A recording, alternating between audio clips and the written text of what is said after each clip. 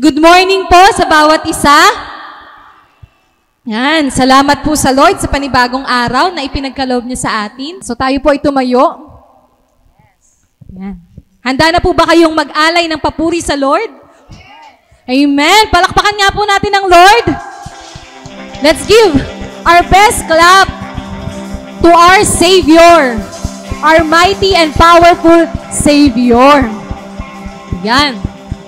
So before we sing songs of praise, let me read lang po from the book of Philippians, chapter 2, verses 5 hanggang 11. So Philippians 2, verses 5 to 11. Have this mind among yourselves, which is yours in Christ Jesus, who though he was in the form of God, did not count equality with God a thing to be grasped, but emptied himself by taking the form of a servant, being born in the likeness of men. And being found in human form, he humbled himself by becoming obedient to the point of death, even death on a cross. Therefore, God has highly exalted him and bestowed him the name that is above every name, so that at the name of Jesus, every knee should bow in heaven and on earth and under the earth, and every tongue confess that Jesus Christ is Lord, to the glory of God the Father. Amen po ba? Our Savior, our Lord, He is the name above all names. He is the King of kings. He is the Lord of lords. Pero ano yung ginawa niya? He saved us. He died on the cross to save us. Kaya naman, dapat tayong magpasalamat sa Lord, and let's give Him all the glory, the highest praise, the highest honor, and glory to our Lord Jesus. Sige po, let's sing this song for our Lord. Yes, let's clap our hands. We lift up our hands as we praise the Lord Jesus. Let's give Him the glory.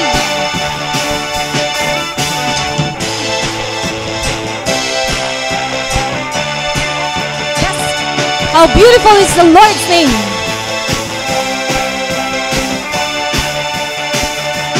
Oh, how beautiful are you, Lord. It's your word. It's your love. Glorious. Oh, how glorious are you, Lord. It's your power. It was your cross. It was your cross that saved me. That saved me and rescued me. Just a moment there, you set me free. Let's give glory. I give you glory, glory. I give you glory, glory. I give you glory, glory. Jesus, glory. I give you glory, glory. I give you glory, glory. I give you glory, glory. Jesus. Amen. Let's give glory to our God. Oh, how beautiful are you, Lord. It's your word. Yes, it's the love of God. It's your love.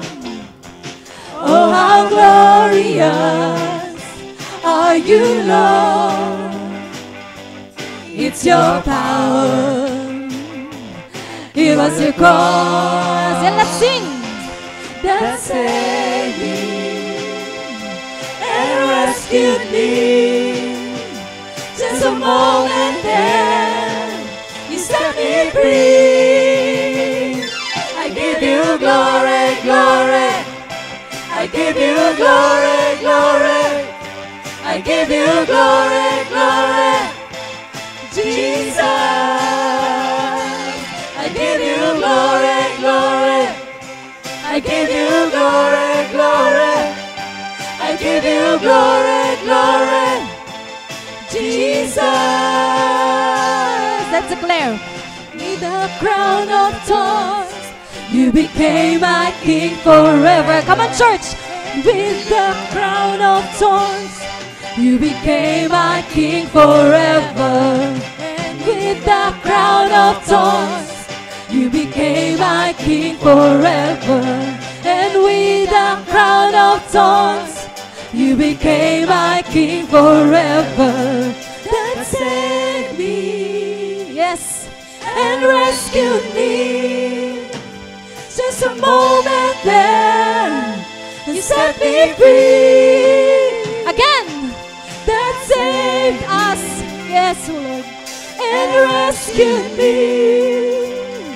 Just a moment there, you set me free. Yes, yes, glory. I give you glory, glory. I give you glory, glory. I give you glory, glory. Jesus, I give you glory, glory. I give you glory, glory. I give you glory, glory. Jesus, I give you glory, glory. I give you glory, glory. I give you glory, glory. Jesus, I give you glory, glory. I give you glory, glory. I give you glory, glory. Jesus. Amen. To you, O God, belong all the glory, all the honor, all the praise belongs to our God. Yes, let's thank our Lord. Yes, pasalamatan po natin ang ating Panginoon. He deserves all the glory, all the honor. Dahil yung ginawang pagliligtas, wala tayong ginawa para makamit natin yon. Lahat yon kilos ng Diyos. Wala tayong maipagmamalaki sa ating sarili. Kaya ano man yung na-receive natin from God, let's give Him the glory. And as we remember yung ginawa ng ating Panginoon, sabi nga sa Romans 5 verse 8, but God shows His love for us in that while we were still sinners, Christ died for us. Nawa, patuloy nating pasalamatan ang ating Diyos. Dahil kung hindi niya tayo inibig, kung hindi niya pinakita, ibinuhos yung pagmamahal niya, yung awa niya, yung biyaya, wala tayo sa kinatatayuan natin ngayon. Wala tayong buhay na meron tayo ngayon. Kaya nga pasalamatan natin siya, sambahin natin siya. For by His blood, we are cleansed, we are forgiven. Kaya nga as we sing this song, may this be our prayer, our worship to our God.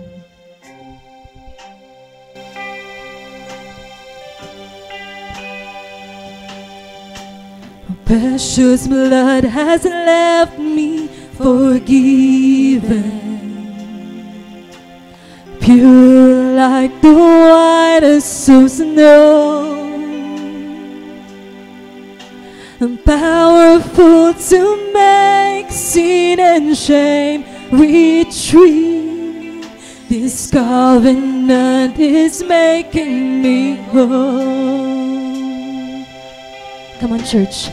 Precious blood has left me forgiven, pure like the whitest of snow, powerful to make sin and shame retreat. This covenant is making me whole. So I will rise and lift my hands, for by His mercy my life was spared. The highest name has set me free. Because of Jesus, my heart is clean.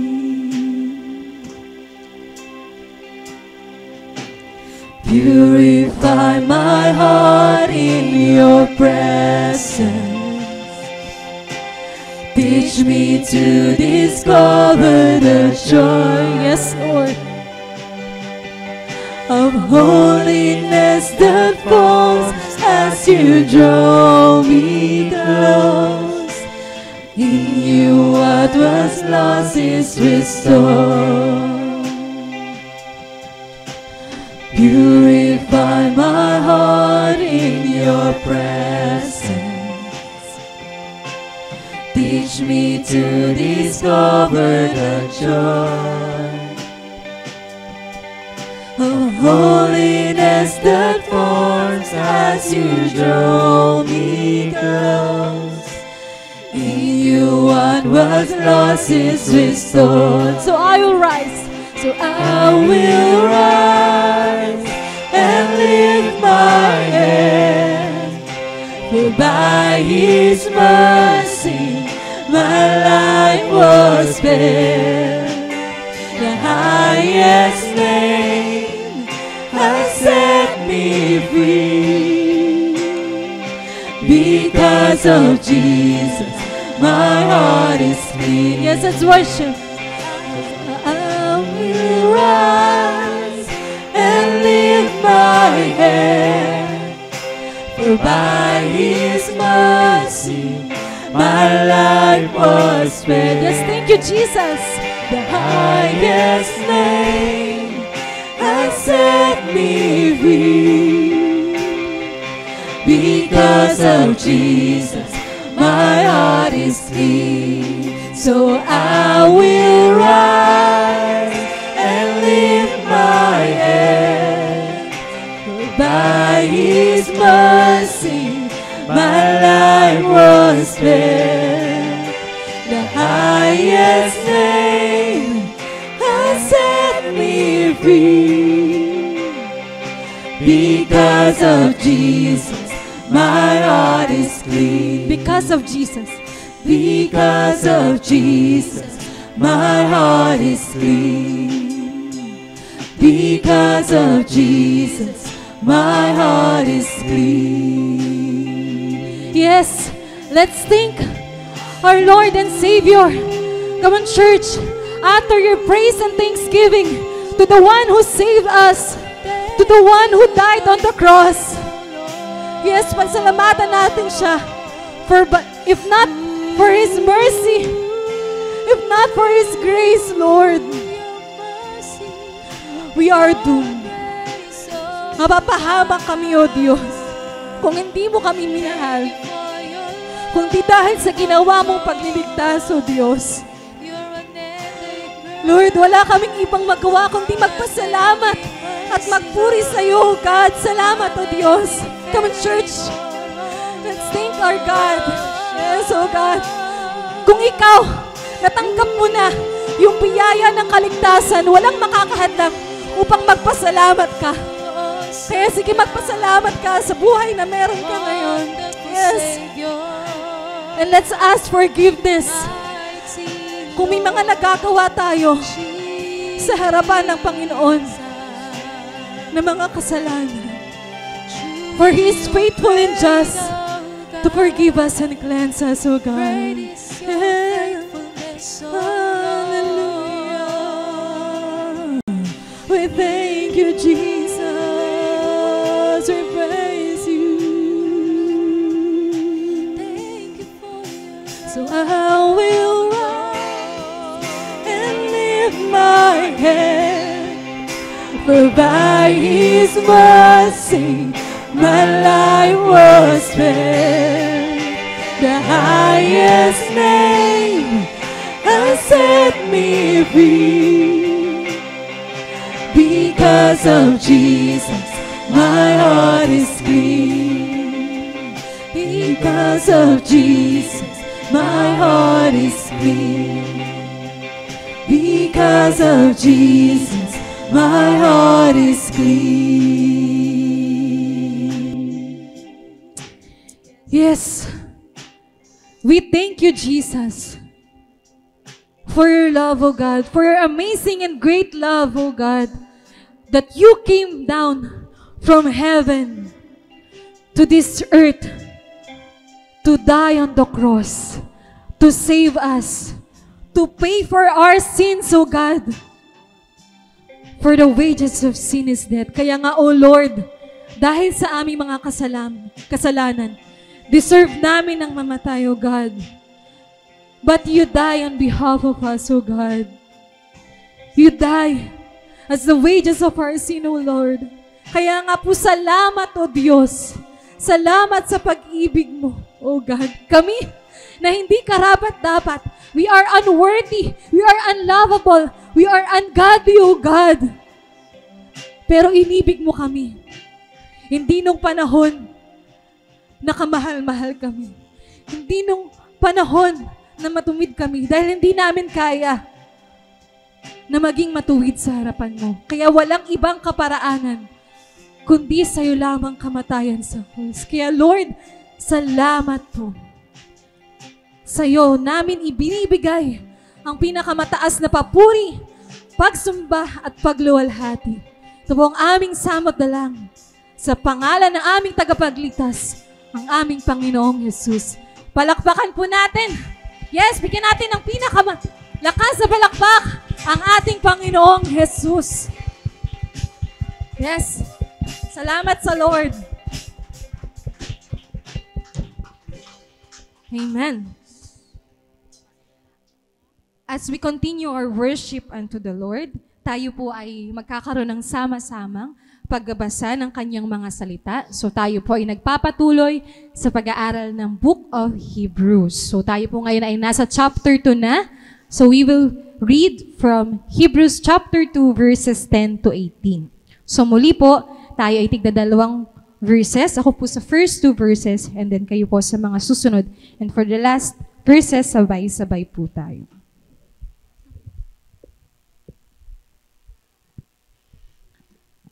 Let's read.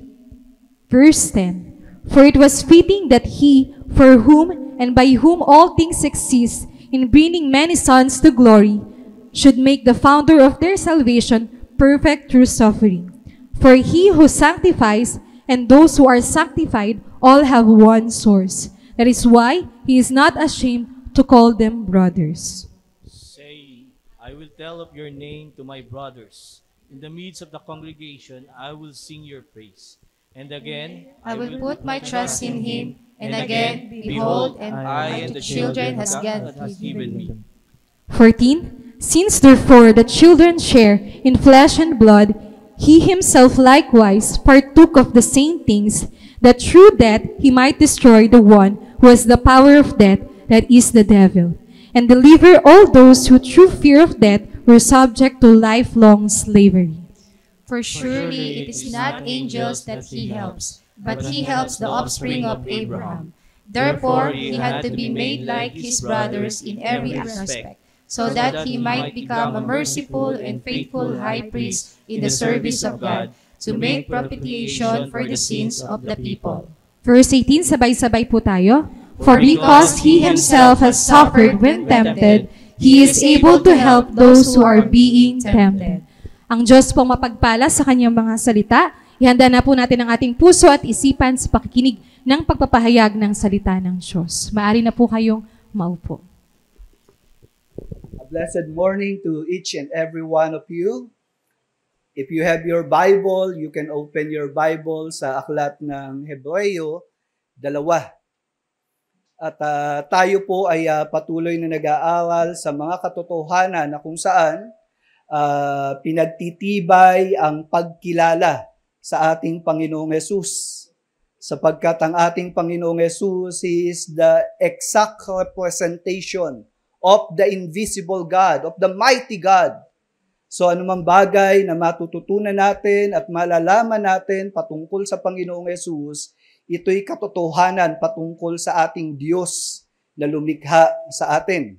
So umaga pong ito ay magpapatuloy po tayo sa aklat ng Hebreo at tayo po ay nasa chapter 2 at atin pong uunawain simula talatang 10 hanggang 18. At sa ating pag-aaral ay ipinapakilala po dito ang ating Panginoong Hesus, Jesus the founder of salvation. At mula po sa mga talatang ito ay makikita po natin ang ginawa ng ating Panginoong Hesus. Sa verses 10 to 13, andito po na ang ating Panginoong Hesus, siya ay nagpahayag ng identification to God's children. Jesus called them as His brothers. No, so yung mga taong inililigtas, kinilala ng Panginoon na kanyang mga kapatid. Ang ikalawang bahagi, incarnation as God's children.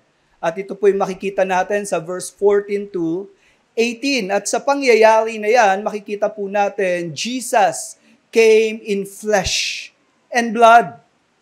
At dito po mauunawaan natin na ang ating Panginoong Hesus, ang ating tagapagligtas, kamukha natin.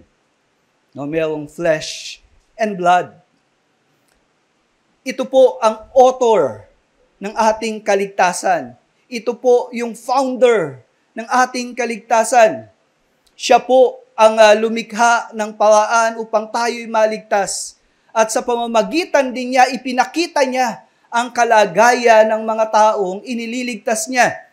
At tingnan po natin yung mga talata. So sa unang bahagi, si Jesus po, He identified Himself to God's children. Verses 10 to 13. Nang kanyang ganapin ang mga bagay na to, kinailangan na siya ay humarap sa matinding hirap, no, yung suffering of the Savior. Sa unang talata, dito sa verse 10, makikita po natin, for it was fitting that He, for whom and by whom all things exist, in bringing many sons to glory. Dito po ipinapakita na ang ating tagapagligtas ay Diyos. Sapagkat sa pamamagitan niya, ang sabing gano'n, sa pamamagitan niya nilikha ang lahat ng bagay. At nilikha ang lahat ng bagay para sa Kanya. So kung titingnan natin, ang tagapagligtas natin, hindi siya katulad lang ng anghel. Hindi siya katulad ng sino mang nilalang lamang ng Diyos. Sapagkat siya ay may katangian na manlilikha and at the same time, yung mga nilikha ay para sa Kanya. At andito po yung plano ng Diyos. He wants to bring many sons to glory. Bago pumasok ang kasalanan, batid po natin na ipinaalam sa atin na ang tao ay nilikha sa wangis ng Diyos. Nilikha silang lalaki at babae. At binigyan sila ng kapamahalaan dito sa mundo na nilikha ng Panginoon. Ang tao ang ginawang representative ng Diyos sa pangangalaga, pangangasiwa, pamumuno sa Kanyang nilikha. Ang tao po ay nilikha na mayroong kaningningan. Nilikha siya na talaga namang mataas ang karangalan. Ngunit alam po natin na nung dumating ang kasalanan, ang karangalan ito at kaningningan, ito po ay nabahiran ng kaumihan. Ito po ay naging dahilan ng pagkawasak ng sangkatauhan. Ngunit sa kabila ng mga pangyayaring iyon, makikita po natin na ang Diyos ay nagplano ng pagliligtas. He wants men to be brought back to their glory. At yun po ang sinasabi nitong bahaging ito ng aklat ng Hebreo. At ito pong plano na to ay makikita po natin, nabanggit din ni Apostol Pablo sa atin sa aklat ng Roma. Sabi pong ganon sa Romans chapter 8 verse 29 to 30, sapagkat ang mga kinilala niya noong una pa man ay itinalaga rin niya na maging katulad sa larawan ng kanyang anak. Sa palagay niyo po, sino yung perfect image of God na tao? Kung titingnan po natin ang ating sarili, hindi na natin makikita yung imahen ng perfect man. Sapagkat mismong si Adan, yung unang nilikha ay nawala. Yung kaningningan na yon. Pero merong dumating na ikalawang Adan. And this is none other than Jesus Christ. At si Jesus Christ po, kung titignan natin sa kanyang kalagayan bilang tao, pero hindi lang po siya tao, no, si Jesus. Kundi sa kalagayan niya bilang tao, He is the perfect man, the image of God. At yun po nga wangis ng ating Panginoong Yesus, ito po ang nais ng Panginoon na maging modelo, na balikan ng kalagayan ng sangkatauhan. Kumbaga, pagkagagawa ka ng, nakakita na po ba kayo ng gelatin na coating bituin? Gelatin na bilog, gelatin, iba-iba ang wangis niya, pero yung wangis niya ay nakadepende doon sa kung ano yung ginamit na hulmahan. Tayo po bilang tao, nais din ng Panginoon, ng ating Diyos na lumikha sa atin, na ibalik tayo sa original na kalagayan. At ang hulmahan natin is none other than Jesus Christ. At ang ating Diyos, makikita natin mula sa talatang ito, meron siyang mga taong kinilala noong una pa man. At itinalaga niya na maging katulad sa larawan ng kanyang anak. Ngayon, paano isasagawa ng Diyos ang mga bagay na to? Sabi sa verse 30, at ang mga itinalaga niya ay kanya ring tinawag. So narito po ang mensahe ng kaligtasan, na ito ay ipinahahatid ng ating Diyos sa mga tao na itinalaga niya. At itong mga taong ito na itinalaga ng ating Panginoon, the moment na marinig nila ang mabuting balita, sila ay tinatawag ng Diyos tungo sa kaligtasan. At anong magaganap sa mga taong ito na tinatawag ng Diyos? Sabi pong ganun, at ang mga tinawag niya ay itinuring niyang matuwid. So makikita po natin dito na ang tinawag ng Diyos na nakarinig ng mabuting balita, sila ay tutugon ng positibo. Doon sa mabuting balita, sila ay sasampalataya. At sa kalagayan nila bilang sumampalataya, sila ay ituturing ng Diyos na matuwid. Sa madaling salita, kanilang matatanggap ang kapatawaran sa kasalanan. Kanilang matatanggap yung kalagayan na kung saan yung benepisyo ng krus ng Kalbaryo, ito'y kanilang mararanasan. At ang sabi pang ganon, sa pagpapatuloy ng plano ng pagliligtas, ito pa yung mangyayari, at ang mga itinuring niyang matuwid ay niluluwalhati rin niya. Niluluwalhati. Ito na po yung binabanggit sa bahaging ito ng Hebreo. Yung restoration na kalagayan ng sangkatauhan. They will be brought back to His, yung intentional glory na dapat na nasa tao, ito'y ibabalik ng Diyos. Kaya nga po yung kalagayan po natin, na tayo may sakit, may karamdaman, naghihirap. Alam niyo po ba na yung mga bagay na yan ay bunga ng kasalanan?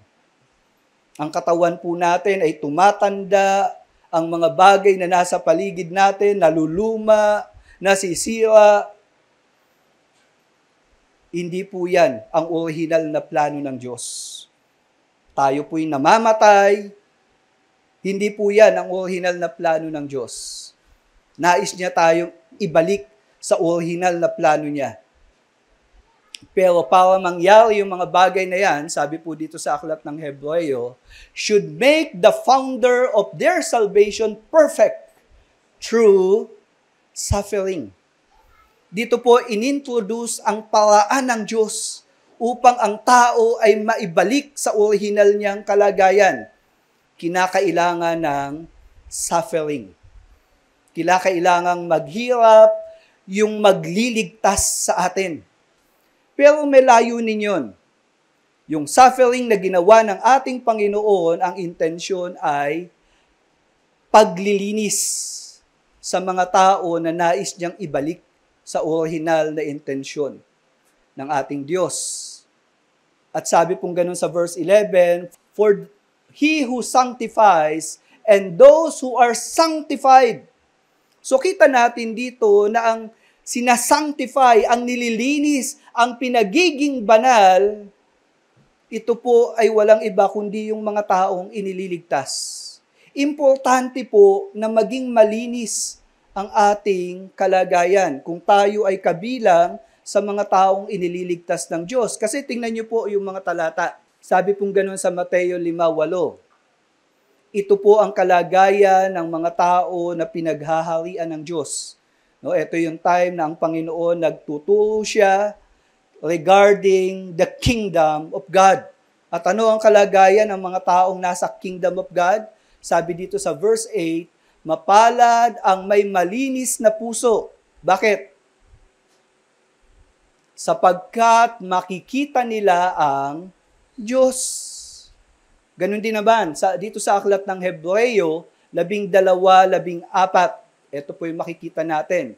Sikapin din ninyong mamuhay na may kabanalan, sapagkat kung wala nito'y walang sino mang makakakita sa Panginoon. Pansin niyo po, kaya pala napakahalaga na mamuhay tayo ng may kabanalan upang tayo ay magkaroon ng tamang pagkakilala sa Diyos.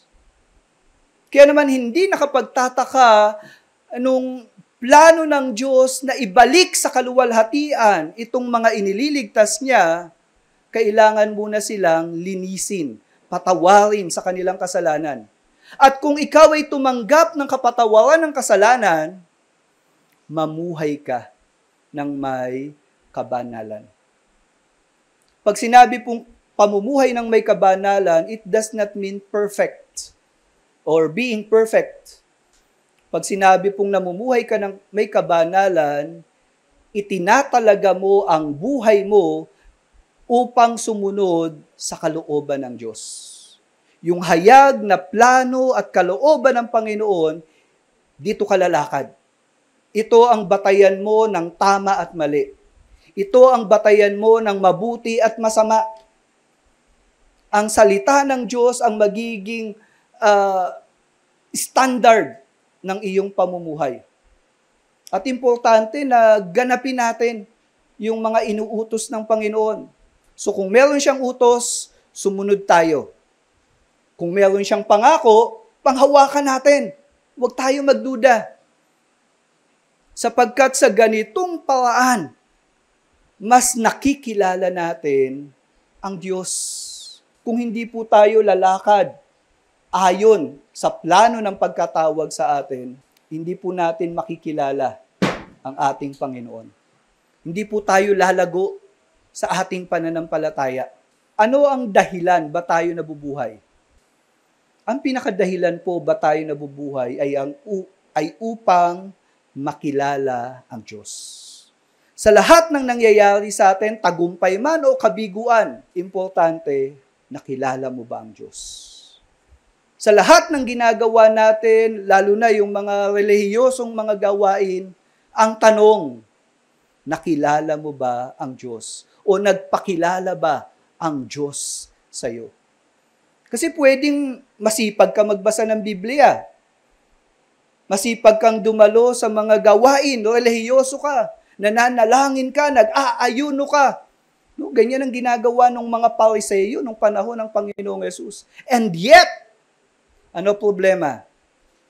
Hindi nila nakilala ang Diyos.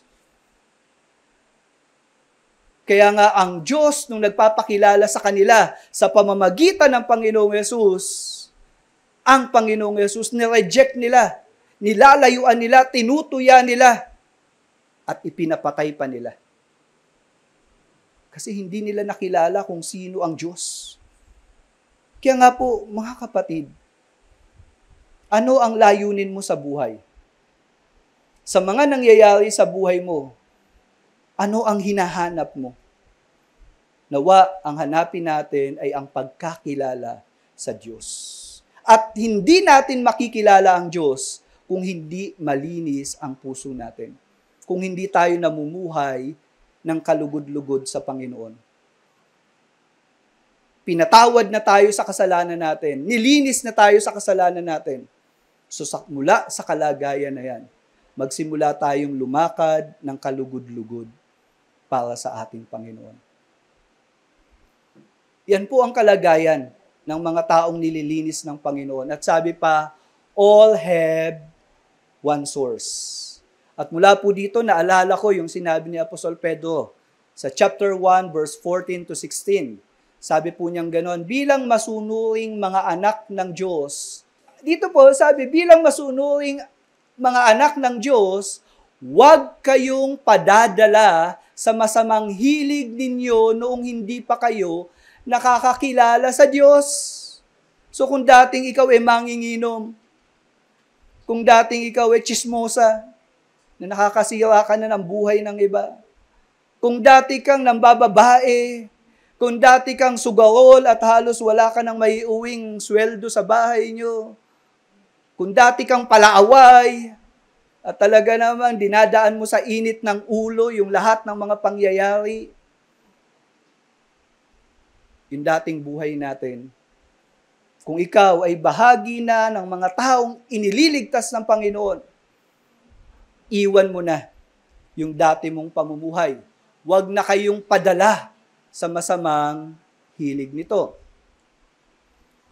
Sabi pong ganon sa talatang 15, banal ang Diyos na tumawag sa inyo, kaya dapat magpakabanal din kayo sa lahat ng ginagawa ninyo, sapagkat sinabi ng Diyos sa kasulatan, magpakabanal kayo dahil banal ako. Itong kalagayan na to ay imposible na magawa natin kung wala ang kilos ng Diyos. Pero dahil may pinasimula ng pagkilos ang Diyos, namatay na siya sa krus ng Kalbaryo, ibinigay pa ang banal na Espiritu, at ang daming mga pangako ng Diyos patungkol sa maayos na kalagayan natin. Naniniwala ako na kaya nating sumunod ng may kabanalan sa Panginoon. So itong pagsasanctify at yung nagsanctify sa atin, merong one source. And that is none other than God Himself. God is holy. And at the same time, makikita rin po natin dito na itong nagpabanal sa atin, tumubos sa atin, eto pa po ang kanyang ginawa. Sabi pong ganon, that is why He is not ashamed to call them brothers. Sa kabila ng kalagayan natin bilang makasalanan, mayroong atraso sa Diyos, eto pong nagligtas sa atin, gumawa ng kapawaanan upang tayo makabalik sa original intention ng God, tinawag niya ang mga inililigtas na kapatid. Sa aklat ng Mateo 12:50, dito po mayroong naghahanap sa ating Panginoong Yesus. At sa pagkakataong ito, sinasabi nung mga tao na pinangangawalan ng Panginoong Yesus, andyan ang nanay mo. No? Kasi at this time, dumating si Mary kasama yung mga biological na kapatid ni Jesus. Pero ito yung sabi ni Jesus, sapagkat sino mang gumagawa ng kalooban ng aking Ama sa langit, siya ang aking kapatid na lalaki, kapatid na babae, at ina. Papansin po natin dito na ang turing ng Panginoon sa mga taong nagpasakop sa Kanya, sumusunod sa Kanya, hindi sila tinuturing na ibang tao, kundi itinuturing sila na kapamilya niya. Kung ayaw nyo, kapuso, kapatid. Pero ganun pa man, makikita po natin dito na isang malapit na pakikipagrelasyon ang ibinibigay ng Panginoon sa sinumang tao na tumatanggap ng plano ng kaligtasan. He is not ashamed to call them as brothers. At ang sumunod na bahagi sa mga talatang ito, nagbigay ng quotation. Etong writer ng Hebrew, ginamit niya yung lumang tipan upang patunayan na ang ating tagapagligtas, pinararangalan niya ang mga tao na sumusunod sa Kanya. Saying, sabi po sa verse 12, I will tell of your name to my brothers. In the midst of the congregation, I will sing your praise. Sa talata pong ito, tila baga ang Panginoong Yesus ay nagpupuri sa Diyos sa harapan ng mga mananampalataya. At ang pagpupuri ng Panginoon ay may pagpapahayag na ipinapakilala niya ang kanyang Diyos.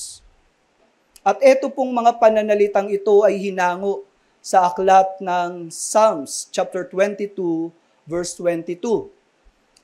I will tell of your name to my brothers. In the midst of the congregation, I will praise you. Kung titignan po natin itong Psalms 22, sa unang talata, ito po ay mga pananalita na kung saan yung psalmist dumanas ng pag-uusig. At ito pong pananalita nung sumulat ng salmo, ito po mismo yung salitang ginamit ng Panginoon nung panahon na siya ay nakapako sa krus. Kaya nga po, sabing ganon, Diyos ko, bakit niyo ako pinabayaan? At kung titingnan pa po natin sa talatang 16 hanggang 18, ito pa po yung nabanggit sa mga talatang ito. Pinaligiran ako ng mga taong masasama na parang mga aso at binutasan nila ang aking mga kamay at mga paa. So, dito po makikita natin na itong aklat ng salmo na ito ay tumutukoy sa panahon ng ating Panginoong Yesus ay ipinako sa krus. Ganito po ang larawan ng bahagi ng Psalms 22. And yet, dun sa verse 22, bumabanggit ito ng pagpupuri, pagpapasalamat. Ano pong implikasyon nito? Ito po isang implikasyon na anuman ang nangyayari sa mga anak ng Diyos, anuman ang nangyayari sa mga sumusunod sa ating Panginoon, may pag-asa. Hindi ka dapat malungkot. Hindi ka dapat matakot. Sapagkat tulad ng ating Panginoong Yesus, nagpupuri siya sa ating Panginoon. At dito po sa verse 13, sabi pa nitong writer ng Hebrew, and again, I will put my trust in Him. Ito po'y another quotation. Mula sa 2 Samuel 22:3. Dito naman po, si David ang nagsasalita. Matapos niyang magtagumpay sa mga labanan. Alam natin, si David, tinalo niya si Goliath. Pero higit pa doon ang mga nakasalubong niya, nakalaban niya, at nakita niya na pinagtatagumpay siya ng Panginoon. At dito sa bahaging ito, umaawit si David. Isa sa mga composition niya to. The God of my rock, in Him will I trust. He is my shield and the horn of my salvation. My high tower and my refuge, my Savior. Thou savest me from violence. Dito po galing yung pananalita na binabanggit ng sumulat ng Hebreo. In Him will I trust. Kumbaga sa talatang ito ng Hebreo, sinasabi sa mga mananampalataya, patuloy kang magtiwala sa Diyos. In Him will I trust. And again, behold, I and the children God has given me. Dito naman po ang banggit ng manunulat ng Hebreo, binanggit niya yung kalagayan ng kanyang mga sinulatan na sila ay hindi dapat mawalan ng pag-asa. Sapagkat itong pananalitang ito ay ginamit ni Isaiah sa chapter 8 verse 18 ng kanyang aklat. Behold, I and the children whom the Lord has given me, at may kasunod pa pong mga pananalita yan, are signs and portents in Israel from the Lord of hosts who dwells on Mount Zion. Yung pangalang Isaiah, it means salvation. At mayroong mga anak si Isaiah. Yung isang anak niya, pinangalanan niya na, sa Tagalog na lang po, no? Hebreo yung salita eh. Pinangalanan niya na mabilis na kasawian. Dito po makikita natin na ang Israel dumating sa pagkakataon na sila'y pinapalo ng Diyos. Pero si Isaiah, ang sinasabi niya, sa kabila ng hindi magagandang pangyayari, God is in control. Yung mga anak ko, alam ko, iniingatan sila ng aking Panginoon. Ang Diyos hindi nagpapabaya. Ang Diyos nakikita ang kalagayan ng kanyang mga tao. Kaya naman, nung kinukote ito, nung writer ng Hebrew, ito'y isang quotation na tumatanaw na ang kalagayan nila, bagamat nahihirapan, pinag-uusig, at halos may banta ng pagpatay sa kanila, bagamat wala pang pinapas lang sa kanila.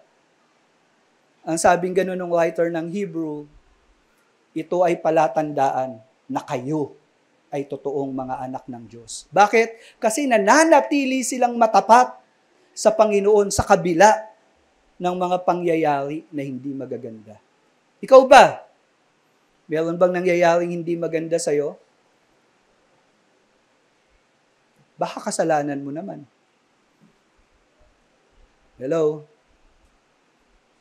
Pero kung may nangyayaring hindi maganda dahil matapat ka sa Panginoon, okay lang yan. Kasi mismo ang ating Panginoong Yesus, dumana siya ng hirap upang linisin tayo. Ganun din yung hirap na dinadanas natin, paraan ng Diyos upang linisin tayo. Yun yung identification ng ating tagapagligtas sa kalagayan natin. Ang pangalawang bahagi is the incarnation as God's children. Makikita natin dito na ang ating tagapagligtas nakasama natin. Nabuhay siya sa mundong ito na nasa ilalim ng sumpa at galit ng Diyos. Anong ginawa niya? Una po, ang ginawa ng ating tagapagligtas, He became our Savior. Saan? Sa kamatayan. May tao bang makakaiwas sa kamatayan? Di po ba? Ang taong ipinanganak, nagsisimula ng mamatay. Tama, mali? Yung iba nga, hindi na pinanganak eh. May ganung pangyayari. Pero, kaya po mabuting balita ang mga bagay na to sapagkat may pagliligtas sa kamatayan. Paano yun nangyari? Sabi sa verse 14, since therefore the children share in flesh and blood, He Himself likewise partook of the same thing. So kita natin dito kung paano ang Panginoong Yesus, siya ay naging katulad natin. Sabi ni Juan sa Kabanatang 1:14, at naging tao ang salita at tumahang kasama namin. Take note hindi lang siya nagkatawang tao, kundi naging tao. Kasi kung nagkatawang tao, nagbihis lang. And then pwede niya alisin ulit. Hindi po ganun ang ginawa ni Jesus, kundi siya ay naging tao. At nanahan siya, nagstay pa siya dito sa lugar na to. Ikaw ba, pupunta ka sa lugar na mabaho? Lugar na, alam mo, maraming mga insekto? Yung kapatid ko kaya, pupunta sa lugar na maraming lamok? Bilis sumagot. Ayaw ba? Si Jesus, banal. And yet, pumunta sa lugar ng mga makasalanan. Hindi siya sanay sa kasalanan. And yet, pumunta siya sa lugar na to. Naging tao. Sa unang Juan 1:1, ipinapaalam namin sa inyo ang tungkol sa Kanya na naroon na buhat pa sa simula. Aming narinig, nakita ng aming mga mata, aming napagmasdan at nahawakan ng aming mga kamay. So talagang taong-tao ang Panginoong Yesus. Nung narito siya, kaya nga naranasan niya yung mauhaw, magutom. Naranasan niya yon. Naranasan niya rin na dumedede sa dibdib ng kanyang nanay.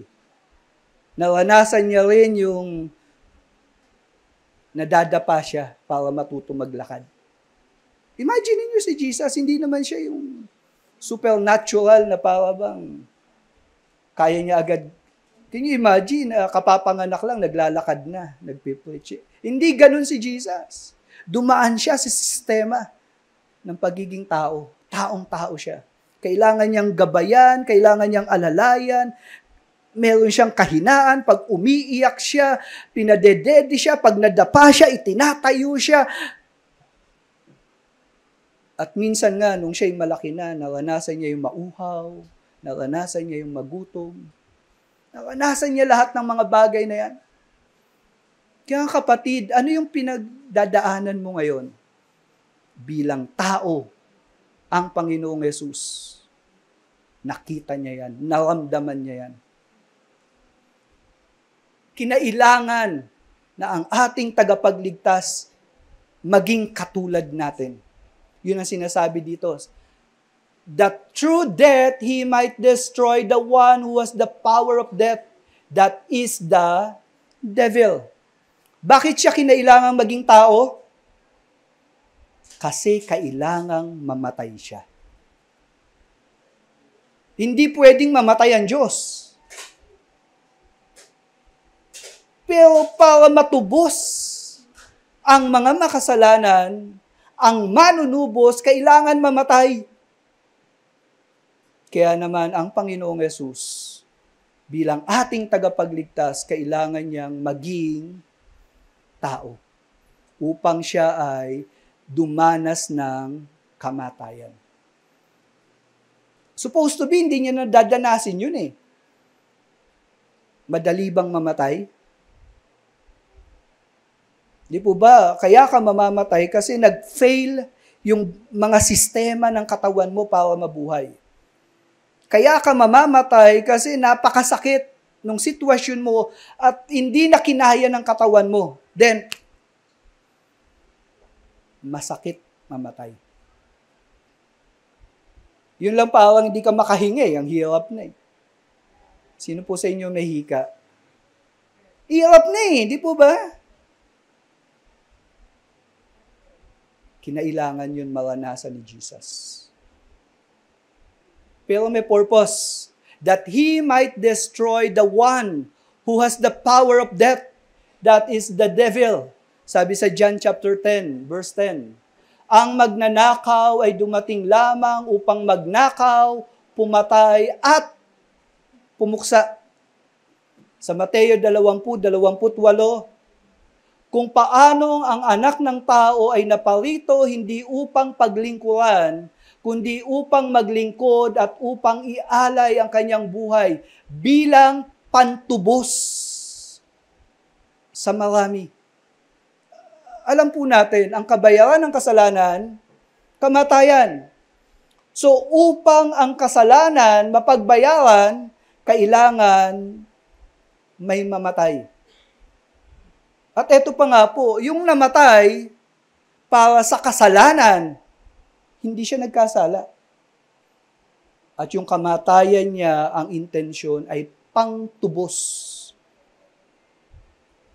sa mga katulad natin. At sabi po sa Pahayag 1:17-18, ako ang una at ang huli at ang nabubuhay. No, kausap ni Jesus si Apostle John. Ako'y namatay, ngunit tingnan mo, ako ay buhay magpakailan pa man. Ito po ang unique sa ating Panginoon. Oo, namatay siya. Pero nung nabuhay na muli, kailanman hindi na siya namatay. May mga nagke-claim na namatay daw sila at nabuhay ulit. Di ba? Baka nakita nyo yun sa Facebook. No? O sa mga kung ano-anong mga vlog. Pero pansinin nyo, darating ang panahon, mamamatay din sila. Si Lazarus, binuhay mula sa kamatayan, pero si Lazarus, namatay din. Si Jesus, nung nabuhay na muli, matapos siyang mamatay, maski kailan, hindi na siya namatay. Kaya naman sabi niya, hawak ko ang mga susi ng kamatayan at ng Hades. So sa pagkakataong ito, ipinapahayag ng ating Panginoon who is in control over death.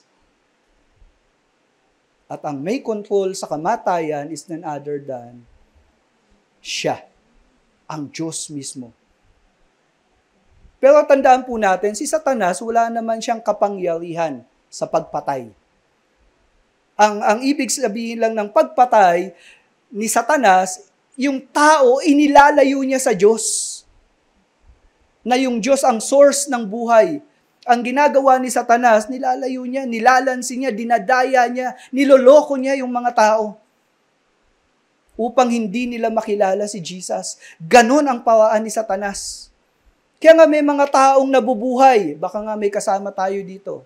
Buhay ka ngayon, pero dahil hindi mo kilala si Jesus, patay ka pa rin. Spiritually. At pinapatay ka ni Satanas. To steal, to kill, to destroy.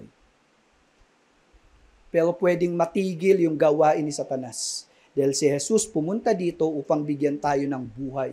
Isang buhay na ganap at kasiyasiya. Amen? Kaya nga po, sabi sa verse 15, and deliver all those who through fear of death were subject to lifelong slavery. So ang pagdating ng ating Panginoong Yesus, ito'y nagpapalaya sa atin para hindi na tayo matakot sa kamatayan. Amen?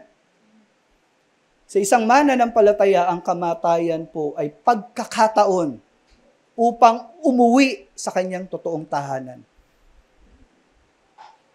Ang kamatayan para sa isang mananampalataya ay panahon upang makita mo ng hayagan at personal ang iyong tagapagligtas, ang Panginoong Yesus. Sa isang mananampalataya ang kamatayan, reunion.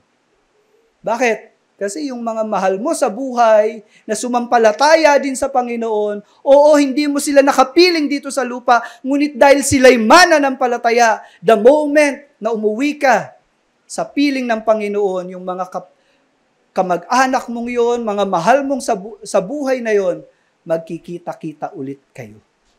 Amen? Kaya nga po kung may mananampalataya na kinuha na ng Panginoon, ito ay pansamantalang pagkahiwalay sa kanila. Sapagkat parehas kayo uuwi sa totoong tahanan. Amen? At sa lugar na yon, makikita mo si Apostle Paul. Makikita mo si David. Makikita mo yung mga mananampalataya na naging masikap, matatag. Interviewin niyo si Daniel. Anong naramdaman mo nung may mga leon? Di mo ba? Kaya nga po, ang kamatayan hindi kinatatakutan ng totoong mananampalataya. Dahil ang kamatayan ay pinagtagumpayan na ng ating Panginoon. At yun po ang binabanggit sa mga talatang ito. At paano nagkaroon ng kaganapan yon? Because of the propitiating work of our high priest. Sabi sa verse 16, for surely it is not angels that he helps, but he helps the offspring of Abraham. Take note, paalala ko po ulit, ang anghel na nagrebelde sa Diyos, kasama yung mga naniwala sa Kanya. Sino yung anghel na yon? Ganda ng pangalan niya, Lucifer. Nagrebelde sa Diyos. Walang ibinigay na tagapagligtas sa kanila. Kaya nga po, yung impyerno ginawa para sa kanila. Para dun sila. Yun ang destinasyon nila. Pero ang tao nung nagkasala, God provided the Savior. At dito po nabanggit the offspring of Abraham. Sa Genesis chapter 12 verses 1 and 2, makikita po natin yung pangako kay Abraham. Sinabi ni Yahweh kay Abraham, "Pararamihin ko ang iyong mga anak at apo at gagawin ko silang isang malaking bansa. Pagpapalain kita at gagawin kong dakila ang iyong pangalan at ikaw ay magiging pagpapala sa marami." So meron ang Israelites, merong provision, merong protection, merong presence ng God na ipinangako sa kanila, and even the power of God, mararanasan nila yon. Yan po yung Abrahamic blessing. Pero sino nga ba yung lahi ni Abraham? Niliwanag po yan ni Apostol Pablo sa Galatia 3:16 at 29. Sabing ganon, ngayon, ang mga pangako ay ginawa kay Abraham at sa kanyang binhi na si Kristo. Sabi sa 29, at kung kayo'y kay Kristo, kung ikaw ay na kay Kristo, kung ikaw ay Christian, kayo nga'y mga binhi ni Abraham, mga tagapagmana ayon sa pangako. So, bilang Kristiyano, naging bahagi tayo ng mga pangako kay Abraham. Kaya nga nung binanggit ng writer ng Hebreo na hindi anghel ang tinulungan ng Diyos, kundi ang tinulungan ay yung lahi ni Abraham. Mga kapatid, kasama tayo doon. Amen? Tinulungan tayo ng Diyos. May tulong na dumating. At sabi sa 17, therefore, he had to be made like his brothers in every respect. No? Naging tao nga siya eh. So that he might become a merciful and faithful high priest in the service of God. So kinailangang maging tao ang Panginoon, hindi lang para tubusin tayo, kundi upang siya ang maging tagapamagitan natin sa Diyos. So ang Diyos, naabot tayo sa pamamagitan ni Jesus. At tayo nakaabot sa Diyos sa pamamagitan ni Jesus. He is the great high priest. Anong ginawa ni Jesus?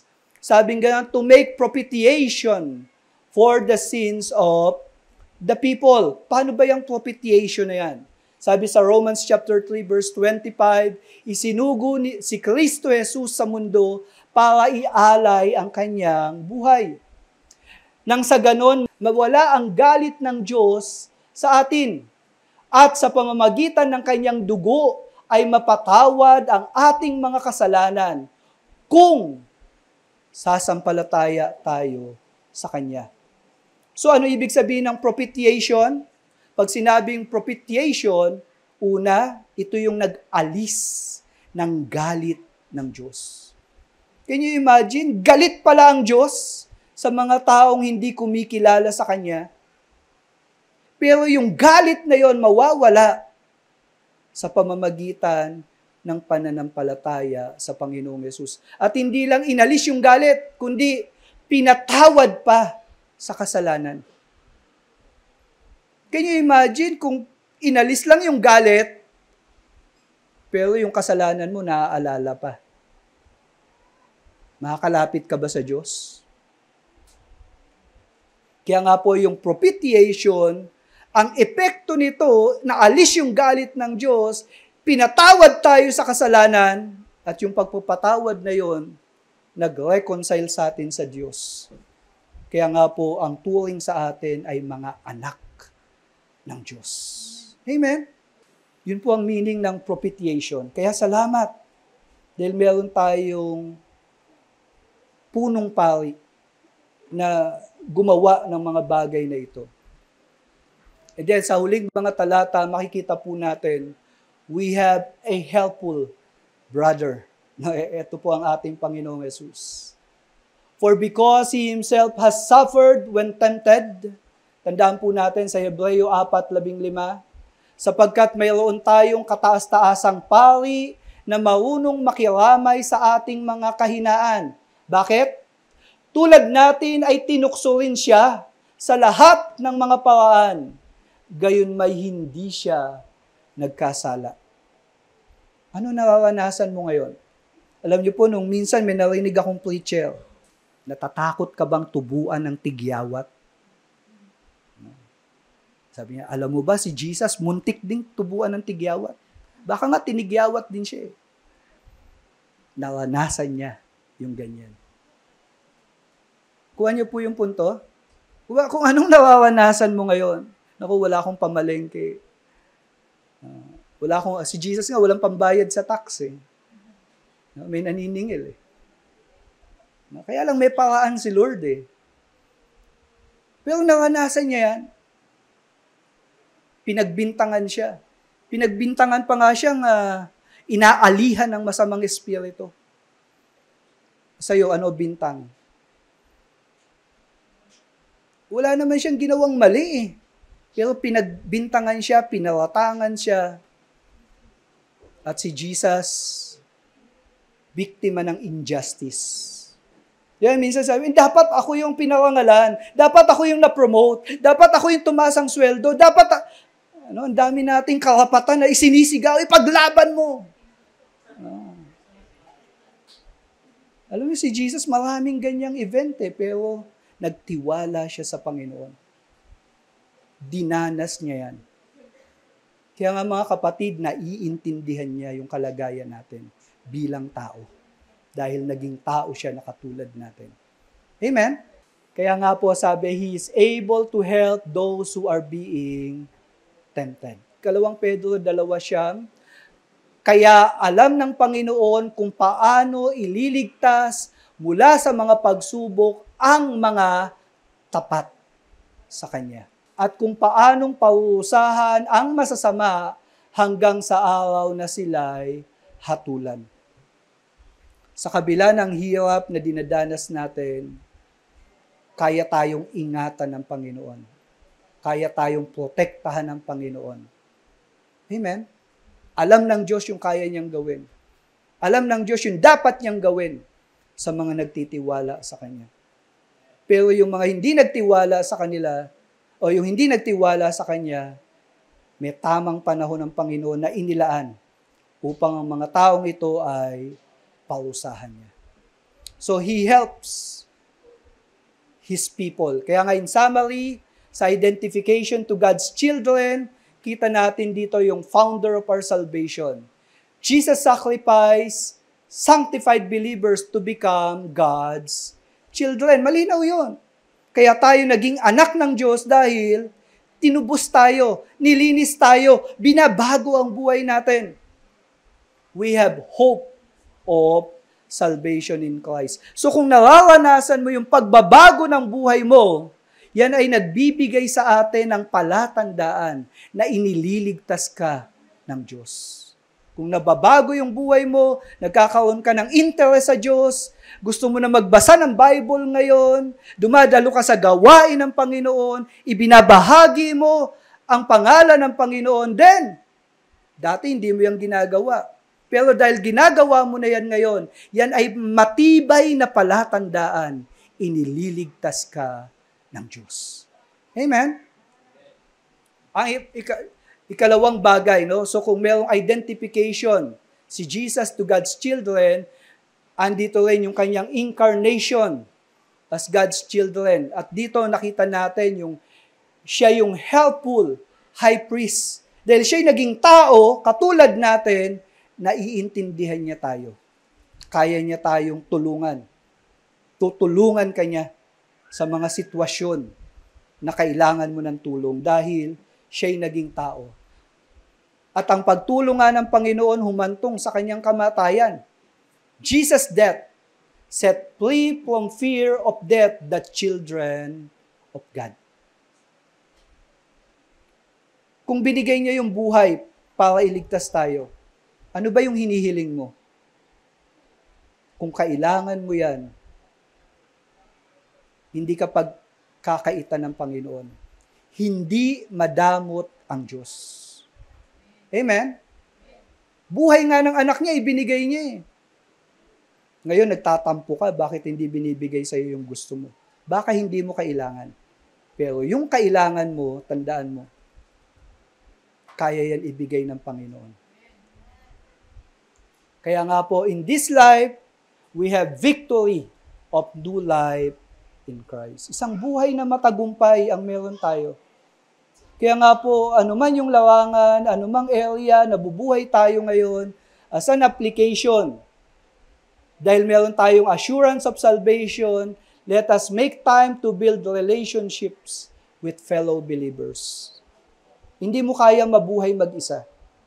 Alam niyo po ba, yan ang sakit ng henerasyon natin ngayon. Kaya maraming depressed. May mga nagsusuicide pa. Bakit? Kasi ang pakiramdam nila, wala silang kasama. Nag-iisa sila. Mga kapatid, buksan mo ang iyong kalooban para makipagrelasyon sa mga tao ng Diyos. Because that is the only way para masurvive itong journey na pinagdadaanan natin ngayon. Kung hindi ka magko-connect sa kapwa mo mananampalataya, magiging malungkot ang buhay mo. Dahil yung mga hindi mananampalataya, we do not share the same values with them. They do not have the principles that we have. Kaya nga, pine-persecute ka nila kasi hindi nila alam ang mga pinaniniwalaan mo at hindi nila tinatanggap yung mga bagay na pinangahawakan mo. At kung mananatili ka sa piling ng mga hindi sumasampalataya sa Panginoon, baka dumating ang time, madala ka nila. Nakakatakot yun. Kaya nga mga kapatid, if you want to survive sa iyong pananampalataya, be connected with God's children. Amen? Ang pangalawang bagay, we have victorious life. Let us change our worldly values, principles, priorities, and purpose in life. Baka hanggang ngayon, ang purpose mo, sana yumaman ako. Sana gumanda ako o maging gwapo ko. Sana maraming like sa aking pinupost sa Facebook. Baka hanggang ngayon, yan na pala ang plano mo. At nadidepress ka pagka walang nagla-like sa post mo. Hello, gusto mo maging popular? Gusto mo ata maging model? Gusto mo maging makamundo? Hello? Kung ikaw ay mananampalataya, baguhin mo na yung definition ng success sa buhay mo. Nawang maging definition ng success natin, Panginoon, dahil natuwa ka, okay yun. For the pleasure of my Savior and my God. Amen? Baguhin natin yung definition ng ating mga values, principles, and priorities. Kaya nga po as a challenge, paano ba nakatulong sa spiritual journey mo yung kapwa mananampalataya? How are you planning to lead your biological family to hear the gospel and be saved? Kung believer sila, paano ka makakatulong para mag-grow sila sa faith? Mga kapatid, alam niyo po, ito yung nakita kong weakness ng maraming church. Yung pananampalataya nila, hindi sineshare sa kapamilya nila. Huwag po tayong matakot na ipaalam yung identity natin sa pamilya natin. Dahil sila, kailangan din nila ang pagliligtas ng Panginoon. Minsan po, kapag yung mahal mo sa buhay, biological family, namatay, iyak ka ng iyak. Iniisip mo kasi hindi ko na sharean eh. Hello? Huwag mo na antaying makulong sa 4 na kanto ng kahon, yung mahal mo sa buhay bago mo lapitan. At maisip na kailangan niyang marinig ang ebanghelyo. Habang nabubuhay pa sila, celebrate life with them, nakasama si Jesus. Si Jesus, He incarnate. Ito po, share the things you appreciate knowing that our Savior became like us. Alam niyo po, ang dami nating ipagpapasalamat dahil ang ating Panginoon ay naging katulad nating tao. How will your relationship to God be affected upon knowing that our Savior became man? Yung tagapagligtas natin, hindi alien. Yung tagapagligtas natin, naging katulad natin. Amen? Si Jesus, siya yung founder ng ating salvation. At siya ang kinikilala natin na ating tagapagligtas. Amen? Pwede po bang tumayo tayong lahat? May we just bow down our heads? Habang tayo tumatayo, let us close our eyes. Maski po yung mga nasa Zoom, take this time to be in the presence ng ating Panginoon. Kunin natin to na para bang nakikipag one-on-one ang Panginoon sa atin. As you close your eyes, itanong mo, Panginoon,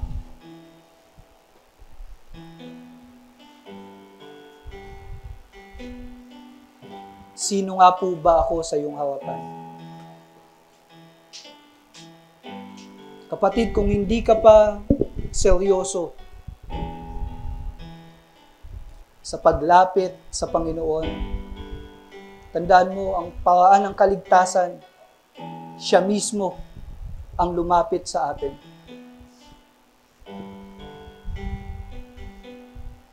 Ninais niya na tawagin tayo na kanyang kapatid. At naging katulad natin siya. Dahil seryoso ang Panginoon para maisagawa ang plano ng pagliligtas, hinarap niya yung mga bagay na ito. Kaya naman, sa pagsunod natin sa Kanya,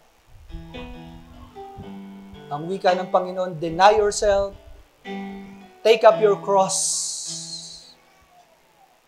That's the only time you can follow. Baka hanggang ngayon nagmamatigas ka pa. Baka hanggang ngayon gusto mong dumiskarte sa buhay mo sa pamamaraan na alam mo. O kaya yung pamamaraan mo, binubuyo ka lang ng mga tao na walang takot sa Diyos. Anong paraan ang paglapit mo sa Panginoon? Nawa ibigay natin yung nararapat na pagsamba at paggalang sa ating manlilikha na siya ring manunubos. Worthy is the Lamb.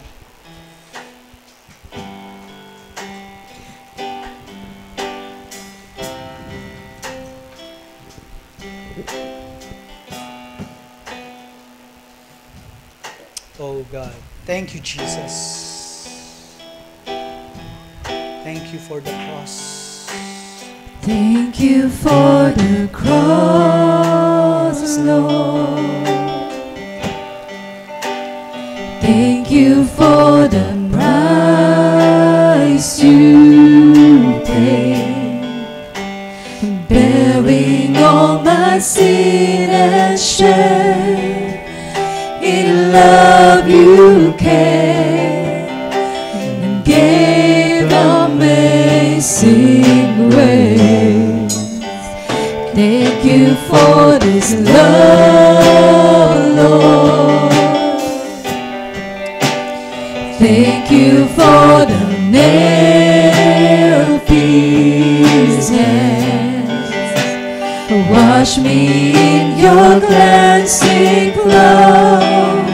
Now all I know, your forgiveness and embrace. Worthy is the Lamb,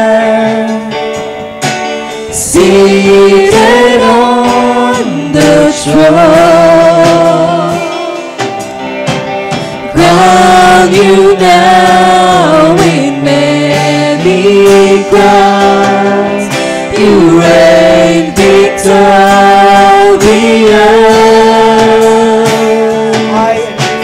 High and lifted up, Jesus, Son of God, The darling of heaven, the darling of heaven.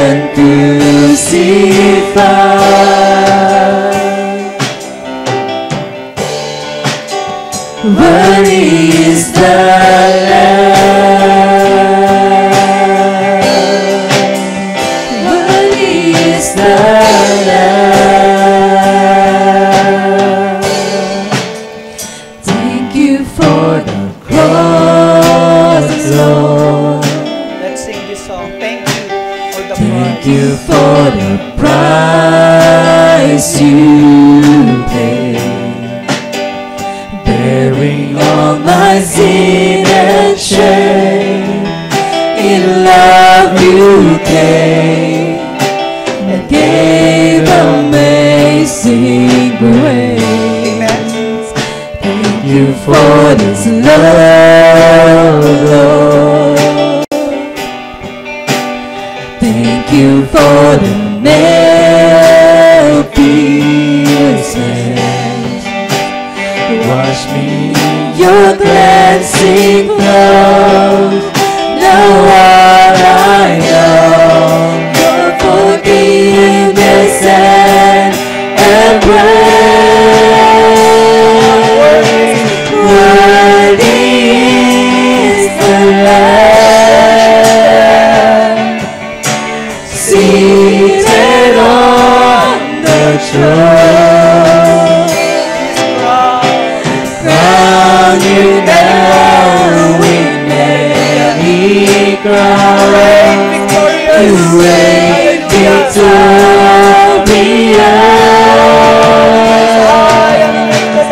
High and lifted up. Jesus, Son of God, the darling of heaven crucified.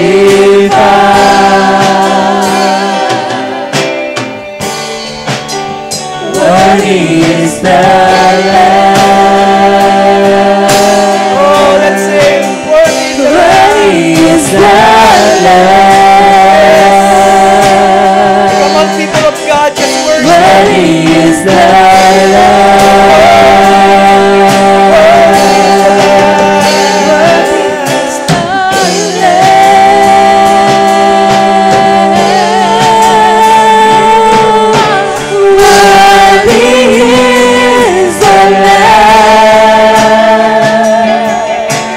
seated on the throne. Crown you now with many crowns. You reign victorious.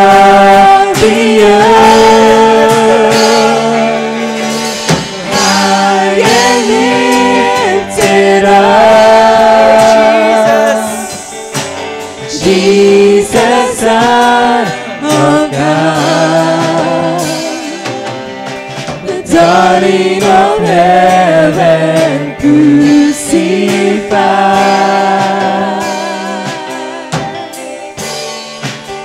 Worthy is the Lamb. Worthy is the Lamb. Worthy is the Lamb. Worthy is the Lamb. Worthy is the Lamb. Worthy is the Lamb. Worthy is the Lamb. Worthy is the Lamb. Worthy is the Lamb.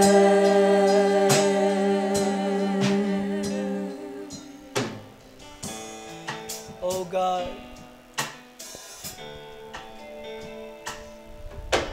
Kulang ang mga salita para ipahayag ang aming pasasalamat.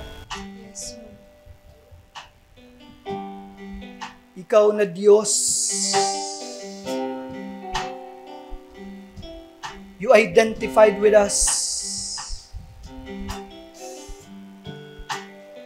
itinuring mo kami na mga kapatid.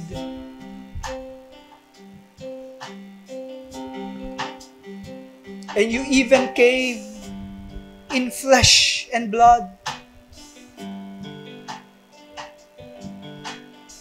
At ang layunin mo ay ang mamatay upang ibalik sa karangalan ang sangkatauhan na iyong minamahal. Ginawa mo ang mga bagay na ito. Panginoon, karapat-dapat kang sambahin, karapat-dapat kang pasalamatan, karapat-dapat lamang na iukol namin ang aming buhay, na paglingkuran ka. Panginoon, kami nabubuhay ngayon dahil sa iyo. May tagumpay kami sa kamatayan dahil sa iyo. Kami kabilang sa iyong pamilya dahil sa iyo. Panginoon, maraming salamat. Panginoon, itong panahon ng aming pamamalagi sa mundong ito, patid namin na pinapahintulot mo ang hirap, pasakit, pagsubok. Ngunit, pinapatikim mo din kami ng kaligayahan. Pinapatikim mo kami ng kapayapaan, kagalakan, pag-ibig. Binibigyan mo kami ng mga pamilya. Nagtatagumpay kami sa mga ginagawa namin.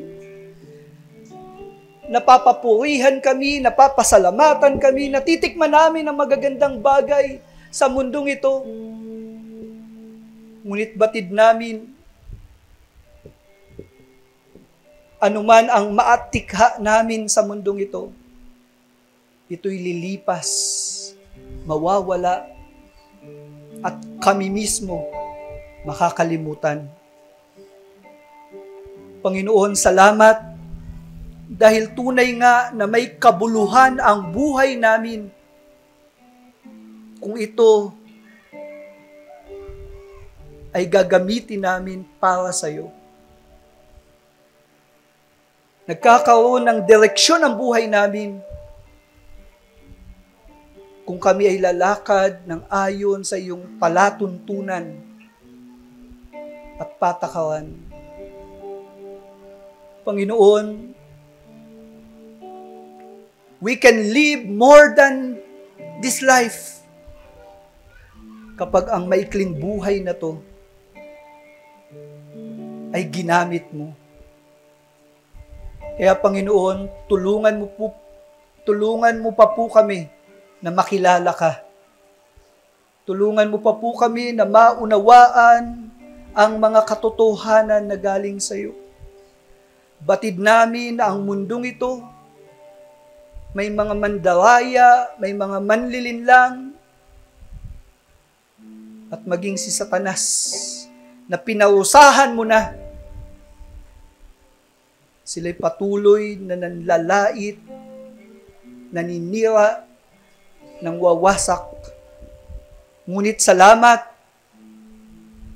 dahil batid namin na kung kami ay nasa iyo, hindi kami kayang galawin ng masama sapagkat kaya mong ingatan ang mga nagtitiwala sa iyo. Kaya naman Panginoon, salamat po.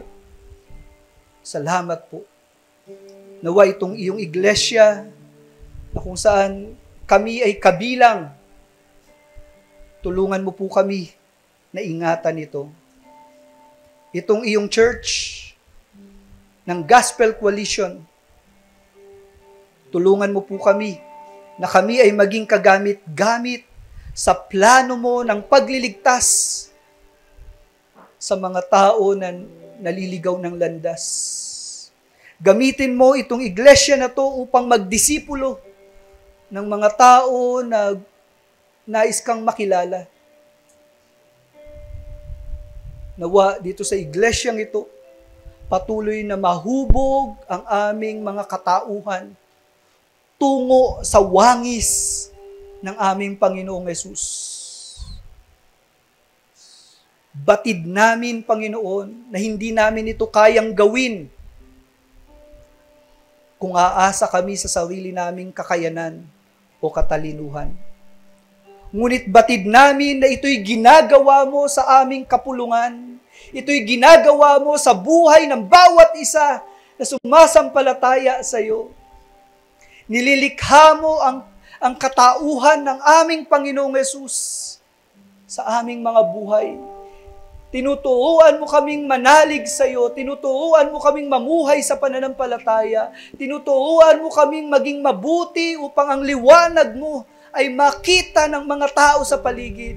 Tinutulungan mo kami na umabot sa mga nangangailangan, tumulong sa mga tao na nangangailangan ng paraan ng kaligtasan. Lord, batid namin may ginagawa ka sa iglesyang ito. Salamat.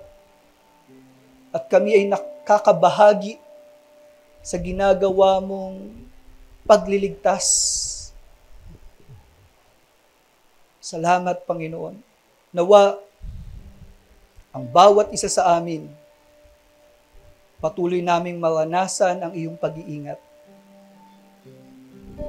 Bago po tayo lumabas sa lugar na ito, maging dun sa mga nasa Zoom,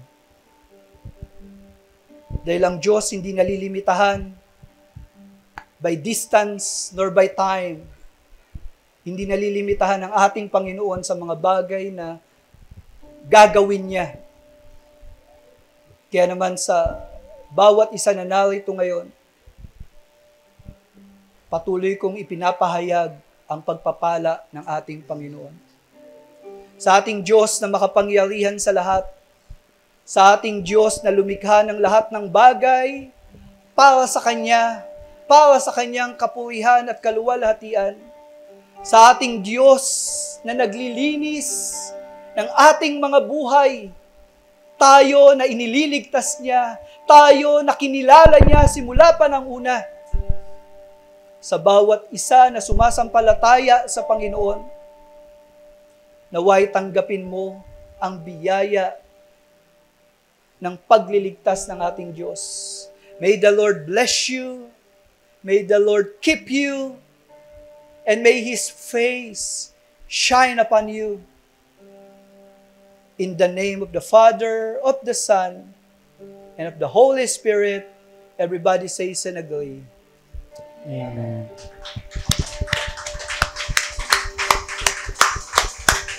Ano po ang mission natin bilang church? Our mission is To glorify God. glorify Him. Siya lang dapat ang sikat. Amen? To glorify Him. At paano natin gagawin yon? By proclaiming the gospel hanggang kailan? Until we all attain the whole measure of the fullness of Christ. Sa madaling salita, anong gagawin natin? Sharing Christ, changing lives. Sabihin niyo po sa katabi niyo, sharing Christ, Sharing Christ, changing lives. Sa isa pa pong katabi, sharing Christ, Changing lives. amen. A round of applause para sa Amen. Panginoon. A blessed day to each and every one of you.